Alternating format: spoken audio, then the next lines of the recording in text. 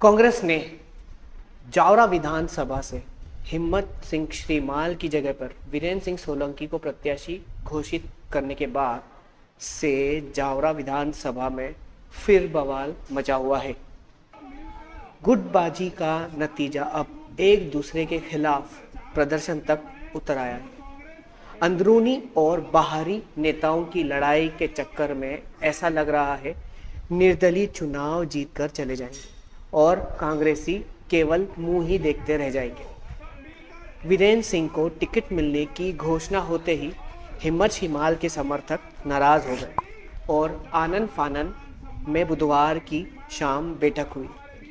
बैठक में करीब 10 कांग्रेसी नेताओं ने अपना इस्तीफा दिया।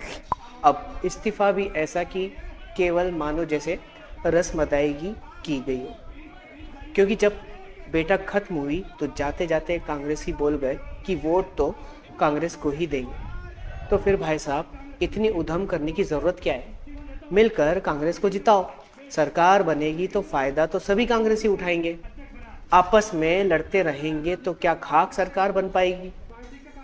इस्तीफा देने वालों में पहला नाम ब्लॉक कांग्रेस अध्यक्ष सुशील कोचट्टा का है। अब ये कांग्रेस से इस्तीफा देंगे तो इन्हें नपा उपाध्यक्ष यानी कि नगर पालिका उपाध्यक्ष के पद से भी हटना पड़ेगा, यानी कि 2 पद छूटेंगे। दिए गए इस्तीफों में कहीं भी प्रदेश सचिव मोहम्मद यूसुफ कड़पा का नाम नहीं है। यदि ये भी इस्तीफा दे देते तो फिर इनकी पुत्री को नगर पालिका की अध्यक्ष पद से हटना पड़ता। इसका मतलब नगर पालिका भंग हो जाती। फिलहाल नगर पालिका पर कांग्रेस का कब्जा है। वहीं उड़ती अफवाह में मोहम्मद यूसुफ कड़पा के बीजेपी में जाने की खबरें भी उड़ती रही, जिसका खंडन खुद कड़पा ने किया। वरना अच्छे भले पद हाथ से चले जाते और फिर एबीसी से नेतागिरी शुरू करना पड़ती। बीजेपी में भी गए तो इतनी आसानी से पद नहीं मिलने वाला। सिंधिया के लाचार हालत हमारे सामने दिखाई दे रहे हैं। सिंधिया जावरा में अपने ही खास समर्थक को टिकट नहीं दिला पाए। ये तो पक्का है कि कांग्रेस की लड़ाई में कांग्रेस को भारी नुकसान उठाना पड़ेगा। मैं तो कहता हूँ कि ऐसे लड़ाकू नेताओं को पार्टी में रहने का अधिकार ही नहीं। ऐसे नेता किस काम के जो एकजुट होकर पार्टी को मजबूत नहीं बना सकते। अब इन वरिष्ठ नेताओं के मना करने के बाद भी आक्रोशित कार्यकर्ताओं ने सोलंकी का पुतला फूंक दिया। बुधवार की शाम करीब 3 घंटे तक कांग्रेसियों की बैठक चली, लेकिन इसके बाद भी कुछ निराकरण नहीं निकल पाया। मीडिया ने जब सवाल पूछा तो कार्यकर्ताओं पर ढोलते हुए बात को टाल दिया।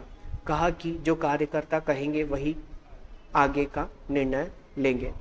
वहीं अन्य सवालों पर हिम्मत शिमाल ने घोषित प्रत्याशी वीरेंद्र सिंह सोलंकी पर हमला बोलते हुए कहा कि रतलाम कलेक्टर ऑफिस में प्रकरण क्रमांक 21 जिला बदर 2021 की प्रति मंगवाएं तो घोषित प्रत्याशी की सारी स्थिति आम जनता के सामने आ जाएगी। शिमाल बोले, 2 दिन बाद हम अपने पत्ते खोलेंगे। कुछ ऐसे नेता ही पार्टी को खोखला बना रहे। ये नेता पार्टी की बैंड बजाने में लगे। टीम वर्क का नाम सुना है? ये वही काम है जो एक संस्थान को मजबूत बनाता है। मैं मोहम्मद सिराज और आप देख रहे थे डेली जर्नल हिंदी। अगले वीडियो में आपसे फिर मुलाकात होगी। तब तक के लिए शुक्रिया।